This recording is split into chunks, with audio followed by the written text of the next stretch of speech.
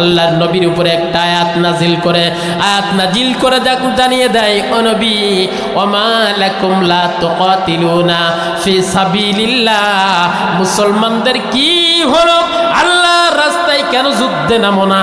ও মুসলমানেরা, তাড়াতাড়ি যুদ্ধে নেমে যাও।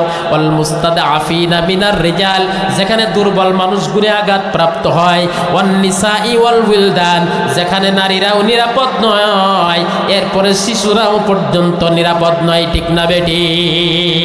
আল্লাহর নবী বললেন, আল্লাহ, এই মক্কা নগরীতে, এই মক্কা মদিনার ভিতরে আমার মাত্র 313 জন মুসলমান আমার দলে এসেছে। হাজার হাজার কাফেরদের বিপক্ষে যদি আমি যুদ্ধের ময়দানে নেমে যাই, আল্লাহ, আমার মুসলমানগুলি যদি মার খেয়ে যায়, আর জীবনে কোনোদিন কাফেরদের সম্মুখে আমি দাঁড়াইতে পারবো না। আল্লাহ বলেন, নবী হে, উযিনা লিল্লাযীনা ইউকাতিলুনা ফি সাবিলিল্লাহ, আমি আল্লাহর আজিম থেকে অর্ডার দিলাম, তাড়াতাড়ি যুদ্ধের ময়দানে চলে যান।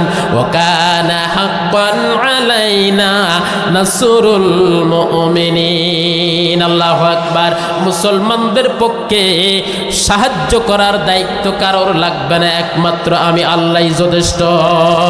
নবীজি চলে গেলেন বদর প্রান্তে। তালি অনুমতি দিয়েছেন কিনা? জোরে কোন?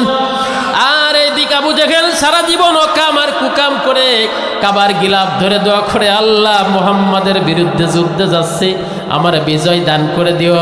আল্লাহ কয়, এই যুদ্ধের পরে তোর আর কোনোদিন যুদ্ধ করা লাগবে না, কারণ তোর যন্ত্রণায় বদরের যুদ্ধ, মুসলমান 313 জন, এই মুসলমানদের পেটে আজকে ভাত নাই।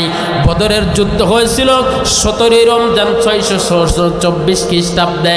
রমজান মাসে মুসলমানদের পেটে খাবার নাই, রোজা অবস্থায় মুসলমানরা যুদ্ধের ময়দানে নেমে গেছে।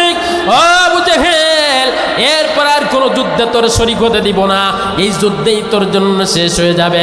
এই যুদ্ধে তোরে মারার জন্য কোনো বীর মুজাহিদ আমি ব্যবহার করব না, ছোট্ট ছোট্ট মাছ এবং মাছকে ব্যবহার করে বদরের প্রান্ত থেকে তোরে বিদায় করে দেবো। জোরে বলুন আল্লাহু আকবার। ওই 624 খ্রিস্টাব্দে 17 রমজান বদর প্রান্তে যুদ্ধ হয়। প্রথম যুদ্ধে আবু জেহেলের মতো পৃথিবীর শ্রেষ্ঠ নাস্তিক, শ্রেষ্ঠ কাফির, বিশ্ব নবীর দুশ্মন প্রথম যুদ্ধে নিহত হয়ে জাহান্নামে চলে যায়।